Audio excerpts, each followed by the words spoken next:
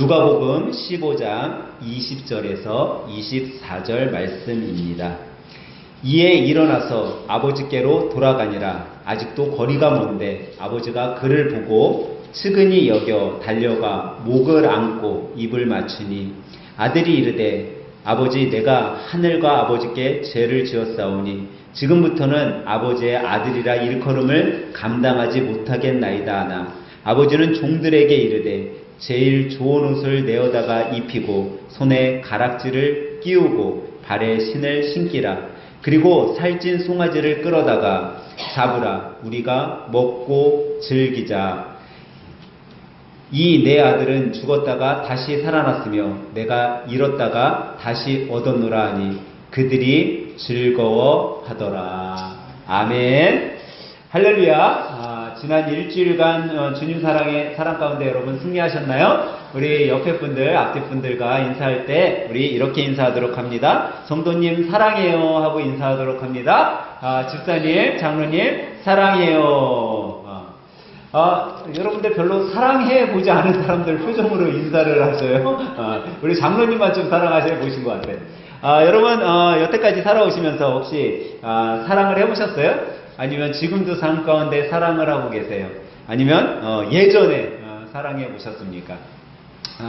아마 누구나가 다 지금 인생을 살아가면 어린이 또 어른 뭐 노인뿐만 아니라 노년에 있는 분들뿐만 아니라 누구나가 다 이 사랑에 대해서는 다 경험하고 살아갈 거예요. 그래서 그런가 어떤 책에서는 이런 이야기도 있어요. 사랑하지 않고서는 뭐에 대해 논하지 말라? 사랑에 대해 논하지 말라. 또 이런 얘기도 있죠. 눈물 젖은 빵을 먹어보지 않고서는 뭐에 대해서 논하지 마라? 인생에 대해서 논하지 말라. 이런 말들이 있어요. 그러니까 뭔가 경험해보지 않은 사람은요, 그 경험해보지 않은 거에 대해서 이야기하지 말라라는 거예요. 근데 사실 여러분, 경험해보지 않은 사람들이요, 오히려 더 말을 많이 할 때가 있어요. 요즘에는요, 외국에 사람들이 많이 나가서 여행을 하잖아요. 근데 외국 나갔다 온 사람보다 안 나간 사람들이 오히려 나간 사람보다 더 잘 알아. 정말 나간 사람 많지? 막 설명을 해요. 정말 저 사람 외국 나갔다 왔나? 나중에 알고 보면 나갔다 왔어요? 안 나갔다 왔어요? 안 나갔다 왔어요. 네. 근데 너무나 잘 알아요. 근데 실질적으로는요, 여러분, 경험해 보지 않은 사람만큼은 알지 못해요. 제가 호주의 오페라 하우스를 가봤어요. 지금으로부터 그래도 한 20, 30년 전이죠. 그때 가봤어요. 제가 가봤기 때문에 오페라 하우스 안 가본 사람보다 잘 알겠죠. 여러분 오페라 하우스 화장실 들어가 보셨어요? 안 들어가 봤잖아요. 난 들어가 봤어요. 근데 제가 가봤을 때 오페라 하우스 화장실이 여러분 막 방송에서 한 30년 전에도요, 오페라 하우스는요 엄청나게 멋지게 방송에서 막 이렇게 보여줬어요. 화장실도 오페라 하우스는 정말 멋진 줄 알았어요. 근데 제가 오페라 하우스 화장실을 갔는데 천장이요 다 뜯겨져 있었어요. 공사가 안 돼 있어. 일부러 그렇게 만든지는 모르겠지만 그때 이미 뭐 제가 갔을 때도 이미 거기서 오페라를 하고 뭐 유명한 쇼들을 하고 그럴 때였거든요. 근데 화장실에 천장이 이렇게 뭐 텍스 같은 것도 붙여져 있지 않고 공사하다 만 것처럼 그렇게 돼 있었어요. 근데 이거는 제가 어떻게 할까요? 오페라 하우스를 가봤으니까 경험해봤으니까 아는 거예요. 근데 경험해보지 않은 사람은 그 정도로 세세하게는 알지 못한다라는 거예요. 사랑도 경험해본 사람만큼 알지 못하는 거예요. 여러분 사랑에는요 뭐 이런 사랑이 있다고 그래요. 짝사랑하고 첫사랑. 근데 이 짝사랑하고 첫사랑은 대부분이 이루어져요, 안 이루어져요? 안 이루어져요. 우리 장로님이 안 이루어진다 이렇게 고개를 절레절레 흔들면 이거를 경험해 봤다라는 거예요. 장로님은 첫사랑도 경험해 봤고 짝사랑도 경험해 봤다라는 거예요. 저도 첫사랑, 짝사랑을 경험해 봤어요. 제 첫사랑은 중학교 2학년 때 한문 선생님이었어요. 이 중학교 2학년 때 이 한문 여자 선생님이 얼마나 저에게는 예뻤는지 천사가 내려온 것 같았었어요. 그래서 제가 그 한문 선생님을 짝사랑한 거죠. 짝사랑하니까 나도 모르게 한문 성적이 어떻게 됐을 것 같아요, 여러분? 올라가는 거예요. 근데 제가 왜 한문 성적이, 제가 한문 시험 보면은 그 중학교 2학년 때 항상 100점이었어. 근데 100점이 왜 맞았냐? 그 선생님 마음에 들기 위해서. 제가 짝사랑을 하니까 이 선생님한테 어떻게 해서든지 마음에 들고 싶어 하는 거예요. 그러니까는 한문 시간에는 다른 친구들에 비해 더 발표도 많이 하고, 어떻게 해서든지 한문 성적은 딴 애들이 100점 못 맞아도 나는 100점을 맞아야 돼. 근데 이 한문 선생님이 저에게 배신을 때리고 우리 국사 선생님하고 결혼을 해버렸어요. 그때 저는 그 배신감에 그 후로 한문을 거들떠도 안 봤어. 제가 지금 한문 아는 거는 중학교 2학년 때 열심히 공부했을 때 그 한문 실력이 지금까지 있는 거예요. 근데 짝사랑은 이루어지지 않더라고요. 그리고선 제가 대학교에 올라가서 처음 짝사랑이 아닌 사랑을 하게 되었어요. 한 여학생하고 사랑을 하게 되었어요. 이게 제 첫사랑이 되었죠. 근데 여러분, 첫사랑이 이루어져요, 안 이루어져요? 안 이루어지더라고요. 그 집에서 저를 반대하더라고요. 그 집안에서 저를 반대했어요. 그래갖고 이 첫사랑도 이루어지지 않고 그냥 저물어져 가게 되었어요. 근데 제가 첫사랑도 짝사랑도 경험해 보니까 짝사랑, 첫사랑이 이루어지기 힘들겠구나 하는 거를 조금은 알게 되었죠. 근데 여러분, 세상에서 정말 아름다운 사랑, 그 사랑을 여러분들 한번 생각해 보면 이 짝사랑이 세상에서 가장 아름다운 사랑일까요? 아니라라는 거예요. 그러면 첫사랑이 가장 아름다운 사랑일까요? 그렇지도 않아요. 근데 이상하게 이 세상에서 아름다운 사랑을 이야기하라고 얘기하면 항상 따라오는 사랑이 있는데, 그게 무슨 사랑이냐면 부모의 사랑이라는 거예요. 부모가 자식을 사랑하는 것만큼 이 세상에 아름다운 사랑은 없다라고 이야기를 해요. 자녀들이 아무리 부모님을 사랑한다라고 이야기를 해도 부모가 자식을 사랑하는 만큼 사랑하지 않는다라는 거예요. 근데 특별히 이 부모의 사랑 중에 아버지의 사랑을 성경에서는 하나님의 사랑과 빗대어서 설명해 주고 있어요. 오늘 우리가 본 말씀은 우리가 자주 들어본 말씀 중에 하나예요. 오늘 말씀에는 아버지와 아들이 나오고 있는 것을 볼 수 있어요. 근데 이 아버지에게는 두 아들이 있었어요. 첫째 아들과 둘째 아들이 있었죠. 근데 이 두 번째 아들이 어땠냐면은, 아직 아버지가 살아계신데도 불구하고 아버지한테 뭐를 요구해요? 아버지, 나에게 줄 재산, 어차피 아버지 돌아가시면 줄 거니까 그 재산 나에게 좀 주세요 라고 이야기를 하는 거예요. 아버지가 지금 살아계시잖아요. 살아계시고 있는데 재산을 달래는 거야. 아직 죽지도 않았는데. 아버지 마음이 어떻겠어요? 별로 좋지 않았을 것 같아요. 지금 시대의 아버지였으면은, 야, 너 호적 파서 나가. 이렇게 얘기했을지도 몰라요. 근데 이 아들이 계속 때를 쓰는 거예요. 아버지, 나 좀 넓은 세상에 나가서 정말 많은 것들 경험하며 더 좋은 환경 속에서 저 배우고 싶고 권창하고 싶고, 그러니까 아버지 어차피 나 주실 재산이니까 저에게 좀 주세요. 이렇게 때를 쓴 것 같아요. 마지못해 아버지가 두 아들에게 줄 재산을 나눠서 작은 아들에게 주는 것을 볼 수 있어요.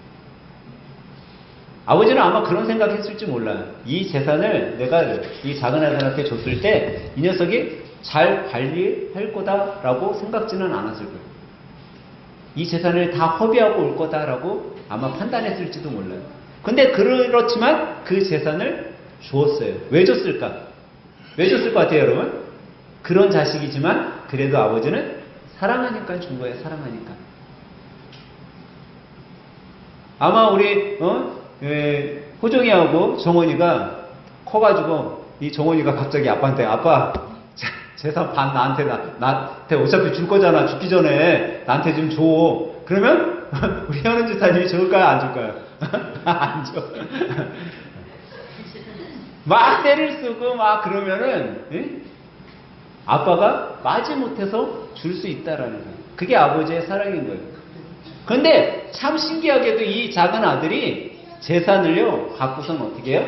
먼 나라에 가서 이제 쓰기 시작을 해요, 여러분. 여러분들이 돈을 잘 쓰고 물질을 잘 쓰고 막 그러면 주위에 사람이 붙을까요, 안 붙을까요? 붙어요. 여러분, 주위에 여러분에게 돈을 많이 잘 쓰는 사람이 있다. 그러면 여러분 붙을까요, 안 붙을까요? 붙어요. 근데 조심해야 될 것이 있어요. 지금 시대의 돈을요, 여러분한테 갑자기 어느 날 와서 돈을 막 잘 쓴다. 그러면, 첫째, 사기꾼일 가능성이 많아요. 두 번째는 로또를 맞았을 가능성이 많아요. 로또를 맞은 사람이다. 그럼 좀 붙어서 꼼꼼물을 좀 먹어도 돼. 근데 로또도 안 맞았어, 이 사람이. 그런 사람도 아니야. 그런데 나한테 막 쓴다. 그러면 조심해야 돼요, 그런 사람들은. 근데 이렇게 돈을 잘 쓰면 주위에 사람들이 많이 붙어요. 그리고 나에게 뭐라고 하냐면 사랑한다, 이렇게 속삭여요. 근데 그 사랑은 어떤 사랑이에요? 거짓 사랑이라는 거짓 사랑. 내가 잘 베풀고 내가 흥청망청 쓰고 그럴 때는요, 주위에 와서 나에게 뭔가 뜯어먹을 게 있지 않나? 뭔가 선물이라도 받지 않을까? 하고 주위에 붙어 있는 거예요. 이 아들도 똑같았어요. 이 둘째 아들이 돈이 많고 씀씀이가 좋고 그랬을 때는 주위에 사람들이 많았어요. 다들 자기를 사랑한다 이야기하며 친한 척했어요. 근데 이 친구가 돈이 이제 다 떨어지자 사람들이 어떻게 됐을까요? 하나 둘씩 떠나갔어요. 이제 자기가 빈털터리가 되다 그동안 자기의 옆에서 정말 사랑했다고 한 친구들을 아마 찾아갔을 거예요. 근데 그 친구들도 다 뭐라고요? 내가 너를 알지 못해 외면하는 거예요. 이제 이 둘째 아들은 더 이상 누구를 찾아갈 수도 없어. 먹을 것도 없어. 근데 사람이 살라고 하니까 뭘 해야 돼요? 배고프니까 먼저 뭔가 먹어야 되잖아요. 그래서 이 작은 아들이 선택한 것이 돼지를 치는 일을 하게 돼요. 다시 말하면 어떤 한 집에 들어가 종이 된 거예요. 종이. 너무 배가 고프다 보니까 이 돼지치는 일을 하다 못해 돼지에게 주는 주염 열매를 먹게 되었어. 근데 이 주염 열매, 돼지의 그 사료가 좀 풍성하면 그거라도 좀 먹고 배불리 지낼 수 있을 텐데 이 주염 열매조차도 자기에게 주는 사람이 없었던 거예요. 너무나 배고프고 힘든 가운데 견딜 수가 없는 거예요. 그러고서 너무나 힘든 가운데 어떻게 보면 지금으로 얘기하면 우두커니 초라한 곳에서 움츠리고 앉아서 자기 옛날 아버지의 아들로 있을 때를 생각해 보는 거예요. 그리고선 자기 아버지 집에 있는 종들을 한번 생각해 보는 거예요. 야, 우리 아버지 집에 있는 종들은 그래도 배불리 먹고 우리 아버지가 항상 사랑으로 그들을 대하니까 그들은 그래도 사랑을 받는 종들로 살아갔는데 나는 이게 뭐지? 나는 주염 열매조차 얻어먹을 수 없는 이 형편에 놓였구나 하는 생각이 드는 거예요. 그리고 마음속에 생각을 해요. 그래, 내가 이제 일어나서 아버지께로 가자. 차라리 내가 여기에서 주염 열매 하나 못 얻어먹는 종으로 살기보다는 아버지 집에 가서 품꾼으로 살면 그래도 배불리 먹고 살 수는 있지 않겠냐라는 생각을 해요. 그리고 결심하고 아버지의 집으로 향해요. 그는 아버지께로 이제 돌아가기로 결심하고 발길을 띄었어요. 근데 이 아버지가 지금 성경에는 어떻게 하고 있었냐라는 거예요. 아버지는요, 아들에게 재산을 주고 아들이 떠난 날, 그 다음 날서부터 언덕에 나가 아들이 오기만을 기다리고 있는 거예요. 오늘은 올까? 내일은 올까? 이 아들을 하염없이 기다리는 거예요. 근데 지금 이 아들은 어떤 모습으로 이제 집에 오게 된 거예요? 거지가 됐어, 거지가. 완전 초라한 거지의 모습이 됐어. 여러분, 한 일주일만 집에서 아무것도 안 하고 있다가 바깥에 나간다라고 생각을 해봐요. 씻지도 않고 나간다고 생각해봐요. 여러분 몰골이 어떻겠어요? 완전 거지 같을 거 아니에요. 근데 이 아들은 지금 몇 해를 그렇게 보낸 거예요. 그리고 옷도 없죠. 먹을 것도 없죠. 그러니까 옷도 한 벌 갖고선 다 너덜이 될 때까지 입었을 거예요. 꼬질꼬질해졌을 거예요.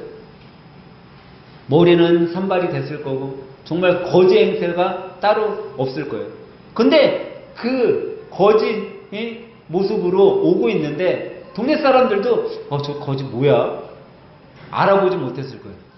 근데 오늘 본문에 아버지는 그가 먼 발치에 거지의 모습으로 오고 있는데 어떻게 해요? 단번에 알아본 거예요. 자기의 아들의 모습을 보자마자 우리 둘째 아들이네? 하고 그는 단번에 알아봤어요. 그리고 달려가서 아들에게 제일 먼저 한 것이 우리가 읽었던 본문에 뭐라고 이야기하고 있어요? 아버지가 아들한테 달려가서 제일 먼저 한 건 뭐예요? 목을 끌어안았어. 그리고 뭐랬어요? 입을 맞췄어. 여러분들이 누군가를 사랑하잖아요. 우리가 이 두 가지를 잘해야 돼요, 여러분. 누군가를 사랑하잖아요. 그러면 자주 안아줘야 돼요. 여러분이 여러분들 자식을 사랑하잖아요. 그러면 자주 안아줘야 돼요. 저는요, 우리 호종이나 호건이를 자주 안아주려고 해요. 근데 이 녀석들이 크니까 나를 밀쳐내. 우리 정원이 정도만 돼도 제가 이렇게 안아주잖아요. 그러면 엄청 잘 안겨요. 뭐 우리 유빈이 유찬이는 뭐 그냥 달려와서 안기죠. 근데 얘네들이 크면 클수록 자꾸 밀어내. 안으려고 했다가 얘네들이 기분 나쁘면 저를 막 뼈를 으스러뜨리려고 해요. 근데 여러분들의 자녀들 아니면 여러분들의 부모님을 여러분들이 사랑하잖아요. 그럼 우리가 첫 번째로 자주 해야 될 것이 뭐냐? 자주 안아드려야 돼. 그 안아드림이 내가 당신을 사랑합니다 라는 표현이에요. 내가 너를 너무나도 사랑한다 라는 표현인 거예요. 그 표현을 잘해야 돼. 그게 진정으로 내가 이 사람을 사랑하고 있구나. 내가 우리 자녀들을 너무 사랑하고 있구나. 그 표현인 거예요. 근데 이거는요, 말의 언어가 아니에요. 무슨 언어예요? 행동의 언어인 거예요. 여러분요, 사람 대부분의 현대를 살아가는 사람들이요, 가장 익숙하지 못한데 익숙하게 와닿는 게 있대요. 그게 뭐냐면요, 사람이 누군가에게 말로 지시를 하잖아요. 그러면 어떻게 해요? 들으려고 하질 않는데 오히려 거부를 한대. 말로 지시를 할 때. 근데 행동으로 보여주면요, 그거는 시킨 것도 아니잖아요. 어떤 것들을 설명한 것도 아니잖아요. 근데 행동으로 보여준 지시에 대해서는요, 그거를 그냥 받아들인다라는 거예요. 그러니까 다시 얘기하면 여러분들이 아무리 자녀에게 내가 너 사랑해, 아빠가 너 사랑한다 이 말보다는 한 번에 안아주니 더 큰 효과를 발휘한다라는 거예요. 더 큰 믿음을 준다라는 거죠. 그래서 여러분들이 누군가를 사랑하고 내가 누군가를 아끼고 누군가에게 정말 소중한 것을 주기를 원한다면 다른 것보다 우리가 먼저 해야 될 것이 뭐예요? 안아주는 거예요. 안아주는 거예요. 여러분 주위에 사랑하는 사람들을 열심히 안아주시길 주님의 이름으로 간절히 부탁드립니다. 여러분들이 안아줄 때 그 사람이 사랑을 느끼는 거예요. 내가 사랑받고 있음을 느끼는 거예요. 내가 누군가를 사랑한다라고 하면서 안아주지 못하고 있었다면, 내가 우리 자녀들을 사랑한다고 하며 안아주지 못하였다면, 여러분 지금이라도 자주 우리의 자녀들을 안아주는 연습을 억지로라도 한번 해보시길 바래요. 여러분들이 안아주기 시작하잖아요. 그러면 아이들이 변화되기 시작해요. 우리 엄마 아빠가 안아주기 시작하면요, 변화되기 시작해요. 요즘 아이들은요, 학교에 갔다 와서 우리 호정이 호건이 나이가 이제 조금 지나가기 시작하면요, 학교에서 집에 오자마자 뭐를 한다고 하는지 아세요, 여러분? 집에 딱 들어와서 엄마 아빠가 있잖아요. 그러면 자기 방으로 그냥 들어간대요. 엄마가 아빠가 학교 잘 갔다 왔어? 그러고선 방으로 들어간대요. 대화가 없잖아요, 대화가. 근데 여러분들이 그런 자녀들을 자주 안아주잖아요. 그러면 나도 모르게 그 자녀들이 내 옆에 와 있는 거예요. 대화의 창이 열리는 거예요. 그래서 여러분들 자주 안아주시길 바래요. 근데 오늘 본문에 보니까 이 아버지가 제일 먼저 이 떠나갔던 아들을 만났을 때 안아주고 볼에 키스해주고 그 일을 한 거예요. 스킨십을 한 거죠. 그리고 난 다음에 그런 것을 당했음에도 불구하고 이 아들의 표현을 우리가 한번 봐야 돼요. 오늘 아들은 뭐라고 하냐면, 그때 아들이 아버지에게 이렇게 이야기해요. 아버지, 내가 하늘과 아버지께 죄를 지었어. 어디와 어디에 죄를 지었다고요? 하늘, 하나님께 또 아버지께 죄를 지었어. 그러니 이제는 다시는 나를 아들이라 부르지 말아주세요. 저는 차라리 아버지의 품꾼입니다. 저를 아들이라고 부르지 말아주세요 라고 이야기하고 있다라는 거예요. 이건 다시 말해서 본인의 신분을 자기가 망각하고 있는 거예요. 지금 아버지는 왜 그 거지에게 와서 안아줬을까요? 왜 안아줬을까? 내 아들이니까. 근데 이 아들은 반대로 생각하는 거예요. 자기가 아버지를 선택했다라고 생각을 하는 거야. 그리고 그 아버지를 내가 이제는 선택할 수 없어. 나는 아버지의 아들이 아니야 라고 자기가 판단하고 있다라는 거예요. 근데 실은 아들은 누가 판단하는 거예요? 아버지가 판단해 주는 거예요. 아버지가 얘를 아들이라고 하면 얘가 아들이 되는 거예요. 더 쉽게 얘기하면 여러분들이 고아원에 갔어요. 고아원에 갔는데 너무나 해맑게 웃는 애가 나를 너무나 반갑게 맞아요.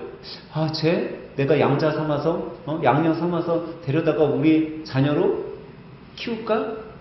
그런 마음이 들었어요. 그래서 내가 그 아이를 집에 데리고 왔어요. 그건 누가 하는 거예요?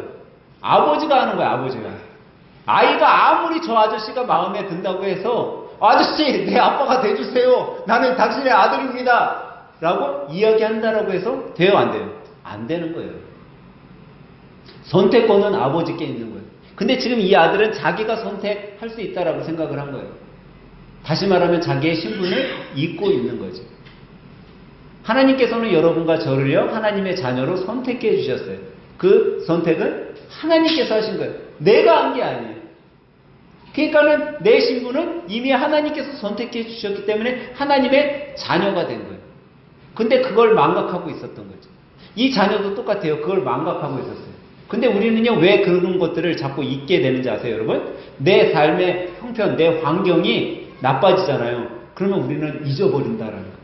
지금 이 아들도요, 내 주위의 내 모습, 내 환경이 나빠지니까 자기의 신분을 잊어버린 거예요. 그래서 아버지가 이제 집에 데리고 와서 아이들에게 제일 먼저 시킨 게 뭐예요? 종들아, 우리 아들에게 뭐래? 가장 좋은 옷을 가져다가 입혀라. 신분을 회복시켜주고 있어요. 그리고 또 뭐 하라고 해요? 가락지를 껴줘라. 그리고 또 뭐예요? 신을 신겨라 라고 얘기해요. 여러분, 이 세 가지에는 신학자들이 많은 의미를 이야기하고 있어요. 옷을 새로 입혔다는 건 정말 신분을 회복시켜 준 거죠. 가락지를 껴준 거는 당시 시대의 이 가락지는요, 권력을 의미해요. 그래서 임금들이 뭐 같은 명령을 할 때 뭐예요? 가락지에 도장을 찍어요. 권력을 의미하는 거죠. 다시 생각하면 이 아들의 권위를 회복시켜 준 거예요. 신을 시켰다는 거는 당시 시대에 종들은요, 신을 신고 있지 못했어요. 주인이 신을 신는 거예요. 그러니까 신을 신겨서 종의 신분을 자기가 품꾼의 신분이었다는 그거를 망각하고 있었던 그의 아들의 신분을 다시 회복시켜 준 거죠. 여러분, 우리는요, 우리의 정체성을 알아야 되는 거예요. 나의 정체성은 내 환경이 나의 정체성을 만드는 게 아니에요. 내가 어느 아버지께 속해 있느냐라는 거예요. 내가 과연 세상의 아버지에게 속해 있냐, 하늘 아버지에게 속해 있냐라는 거죠. 세상의 아버지는 우리가 사단이라고 해요. 사단은 여러분과 저에게 항상 이렇게 이야기하죠. 네가 크리스찬이냐? 너가 정말 기독교인이냐? 야, 너가 이런 잘못을 저질렀는데 하나님이 너를 받아주겠어? 너가 이런 실수를 했는데 너가 회복되겠니? 라고 우리 안에서 계속 속삭여요. 야, 어차피 안 될 일이니까 포기해. 어차피 너 인생은 끝났어 이제. 이렇게 세상의 아버지는 우리를 죽음으로 끌고 가는 거예요. 근데 우리가 다 나락으로 떨어졌다라고 내 정체성을 잃어갔을 때 하나님께서는 그런 정체성을 잃었던 내가 품꾼밖에 안 됩니다. 저는 종입니다. 라고 하는 여러분과 저에게 오히려 이렇게 말씀하고 계세요. 오직 너희는 택하신 족속이요 왕같은 제사장이요 거룩한 나라 하나님의 소유된 백성이다 라고 말씀하신다라는 거. 그럼 여러분과 저는 뭐라는 거예요? 하나님의 자녀, 왕자라는 거예요. 하늘나라의 백성이라는 거죠. 그리고 하나님께서는 이렇게 말씀하셔요. 이는 너희를 어두운 데서 불러내어 그의 기이한 빛에 들어가게 하신 자의 아름다운 덕을 선전하게 하려 함이니라 라고. 다시 말해 여러분과 저를 자녀 삼으신 거는 하나님께서 어두운 데서 여러분들을 빛 가운데로 불러주시고 자녀 삼아주시고 그 자녀들이 하나님을 전하는 일에 사용하기 위해 하심이라라는 거예요. 우리는 믿음의 자녀로 살아갈 때 여러분 다른 거 중요한 거 없어요. 여러분과 제가 크리스찬이라고 해서 죄 안 지을까요? 여러분 죄 안 짓고 사세요? 우리 크리스찬이라도 죄 져요. 기독교인들도. 목사도 죄를 져요. 장로도 죄를 져요. 신실한 집사님들도 다 죄를 져요. 여러분 성경에 수많은 하나님의 위대한 사역자라고 위대한 왕이라고 위대한 종이라고 불렸던 사람들 다 죄를 졌어요. 여러분 다윗 왕 죄 졌어요 안 졌어요? 자기의 오른팔과 같은 어떻게 보면 자기의 뛰어난 장수의 아내를 가로채기 위해 죽임까지도 살인까지도 저지른 사람이에요. 여러분 모세는 어땠어요? 모세 애국에서 있을 때 그도 어떤 사람이었어요? 살인자였어요. 베드로 예수님의 수제자라고 불린 베드로 예수님이 십자가에 달릴 때 3번씩이나 예수님을 부인할 정도의 사람이었어요.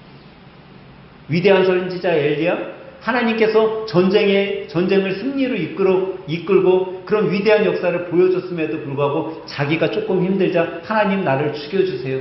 제가 차라리 죽는 게 낫겠습니다. 라고 하나님 앞에 한탄을 호소했던 사람들이에요. 여러분 우리가 다윗 왕처럼 베드로 사도처럼 그 정도로 신실하지 못하잖아요. 그럼 우리는 얼마나 더 나약하게 죄를 짓겠냐라는 거예요. 우리는 나약하기 때문에 죄를 지을 수밖에 없는 존재들이죠. 근데 내가 내 의로 내가 내 정체성을 회복하는 것이 아니라 하나님의 그 큰 은혜와 사랑이 여러분과 저를 하나님의 자녀로 받아주시고 우리의 정체성을 회복해 주신다라는 거예요. 우리는 이것만 깨달으면 되는 거예요. 근데 여러분 우리가 죄인이고 우리가 나약하기 때문에 세상을 살아갈 때 문제 직면해요 안 직면해요? 직면할 수밖에 없어요. 우리는 어려운 가운데 살 수밖에 없고 힘든 속에서 살아갈 때가 너무나도 많이 있죠. 근데 하나님께서 우리들에게 그런 어려움 속에 힘든 가운데 이길 수 있는 방법을 하나 주셨어요. 그게 뭘까요? 기도할 수 있는. 지난주에 우리 이현유 집사님이 이 가슴 초음파 촬영을 했어요. 그 초음파 촬영을 할 때 그것 때문에 이제 걱정이 되잖아요. 이제 건강검진 했는데 초음파 촬영을 한번 해보세요라고 이야기를 듣면 걱정이 돼요, 사람이. 그냥 기도할 수밖에 없죠. 그래서 이제 아들 딸에게 기도 부탁을 했나봐. 그래서 딸한테도 엄마 이거 초음파 검사한 거 결과 좋게 나올 수 있게 기도해줘라. 그리고 아들한테도 했대. 그랬더니 아들이 엄마한테 한다는 얘기가 뭐라고 했는지 아세요? 엄마 새벽 기도 나가 기도해. 그랬다는 거예요. 새벽에 나가야 기도해야지 하나님이 잘 응답해 주셔. 그러니까 새벽을 깨워. 그렇게 이야기를 하더라는 거예요. 믿음이 참 좋은 것 같아요. 어떻게 보면. 근데 여러분 우리가 어려움이 있다라고 생각하고 문제에 부딪힌다 생각하고 아니면 내가 나약한다라고 생각할 때 가장 좋은 방법을 하나님이 이미 여러분과 저에게 주셨어요. 그거는 기도하라는 거예요. 기도. 나에게 문제가 온다라고 생각하면요. 여러분 제일 먼저 우리가 깨달아야 될 것은 하나님께서 내가 기도하기를 원하시는구나. 왜 하나님이 나에게 이런 문제를 주셨을까? 왜 이런 어려움을 줬을까? 왜 우리 가정을 이렇게 힘들게 하실까를 생각하기보다 하나님이 내가 기도하고 있지 못해서 기도하라고 하시는구나. 그 생각을 먼저 해야 되는 거예요. 그러면 우리가 어떻게 하게 돼요? 기도하게 되는 거예요. 기도하면 하나님께서 그 기도 가운데 문을 열어주시는 거예요. 왜 하나님은 기도하라고 하신지 아세요, 여러분? 하나님은 항상 기다리고 계신 거예요. 기다리고. 오늘 본문에 아버지가 아들을 기다리는 것처럼 하나님은 여러분과 제가 하나님께로 다시금 돌아오기를 지금도 기다리고 있어요. 그렇기 때문에 오늘 본문에 아버지가 이야기했었던 것처럼 그것을 하나님도 여러분과 저에게 똑같이 얘기하고 있어요. 아버지는 이 아들을 위해 송아지를 잡고 잔치를 열어요. 그리고 뭐라고 본문에 이야기하고 있죠? 이 아들은 죽었다가 다시 살아났다라고 이야기를 해요. 잃었다가 내가 다시 얻은 아들이다라고 이야기를 했어요. 하나님이 여러분과 저를 똑같이 그렇게 기다리고 계신 거예요. 여러분과 제가 돌아오기만 하면 이는 죽었다가 다시 살아난 내 아들이다. 내 딸이다. 이는 내가 잃었다가 다시 얻은 내 딸이야. 내 아들이야. 라고 말씀하신다라는 거예요. 여러분과 제가 주님께로 돌아갈 수 있는 그 방법, 내가 다시 주님의 곁으로 돌아갈 수 있는 방법은요, 기도하며 주님 앞에 나아가는 거예요. 그러면 하나님께서는요, 아무것도 따지지도 묻지도 않고 여러분과 저를 받아주신다라는 거예요. 왜? 아버지는 가장 여러분과 저를 잘 아십니까? 항상 하나님은요, 여러분과 저에게 눈높이로 다가와 계세요. 여러분, 눈높이로 다가온다는 건요, 이런 거예요. 아주 화목한 가정이 있었어요. 이 화목한 가정에 갑작스러운 날벼락이 일어났어요. 그게 뭐냐면, 교통사고가 나서 하나밖에 없는 딸이 다리를 절단하게 된 거예요. 이 어린 딸이 다리를 절단하게 됐으니 얼마나 이 집에 큰일이 일어나게 됐겠어요. 초등학교에 다니는 딸이 다리를 절단했으니 이제 다리를 자르고 휠체어를 타게 되었어요. 이 초등학교 5학년 6학년밖에 안 된 아이 철부지 딸이 다리가 잘렸으니 얼마나 마음의 상처가 커. 매일매일 학교도 가기 싫다. 집에는 웃음이 사라지고 너무나도 안 좋은 가정이 돼버리고 있는 거예요. 근데 어느 날 며칠 안 있다가 어떻게 잘못돼서 아버지도 그만 다리를 크게 다치게 됩니다. 아버지도 휠체어를 탈 수밖에 없었던 거예요. 걷지 못한다라는 그런 병원에 진단이 나와서 아버지도 휠체어를 탈 수밖에 없게 되었다라고 딸에게 이야기를 합니다. 근데 아버지가 휠체어를 자기하고 타기 시작한 다음부터 딸이 변화되기 시작했어. 학교도 가기 싫다는 애가 아빠가 같이 휠체어를 타고 학교까지 같이 데려다 주고 또 휠체어를 타고 딸을 데리고 오고 딸의 삶이 바뀌기 시작했어요. 그렇게 무럭무럭 자라서 대학교에 들어가게 된 거예요. 좋은 대학교에 들어가서 이제 입학을 축하하기 위해 온 가족이 학교에 간 거예요. 대학교에 입학한 딸을 너무나도 축하해주고 기뻐가지고 있는데 그러고선 축하하고선 돌아오는 길에 그만 어린 우리 유빈이 유찬이 정도 되는 아이가 풍선이 그 차길로 떼굴떼굴 굴러가는 걸 잡기 위해서 쫓아가다가 그만 차가 내려오는 것을 이 아버지하고 아이하고 보게 된 거예요. 근데 아버지가 갑자기 휠체어에서 벌떡 일어나서 그 아이에게 달려가서 그 차에 칠 뻔한 아이를 안고선 피했어요. 딸이 깜짝 놀란 거예요. 그러고선 아버지가 집에 들어와 딸에게 이야기했어요. 실은 아빠는 다리가 안 다쳤었단다. 내가 너를 너무 사랑해서 너가 휠체어를 타고 너무 힘들어하고 그 모습이 아빠는 너무 마음이 아파. 아빠는 지금까지 다리가 다쳤던 것처럼 한 거야 라고 이야기를 했어요. 본인의 건강한 다리임에도 불구하고 그 딸을 위해 자기도 희생하면서 아빠는 딸을 사랑으로 키운 거예요. 그 사랑을 받은 딸은 좋은 대학에 또 좋은 학생으로 좋은 딸로 성장할 수 있었던 거죠. 아버지는 딸의 고통을 나눠준 거였어요. 하나님께서는 지금도 여러분과 저의 고통을 나눠주기를 원하고 계세요. 그것을 다 알고 계세요. 근데 우리가 그 고통을 나만 받고 있는 고통이냐? 왜 나에게 이런 고통을 주세요? 왜 나에게 이런 아픔을 주세요? 왜 하나님 나에게 이런 문제를 주세요? 우리는 화만 내고 있지 않냐라는 거예요.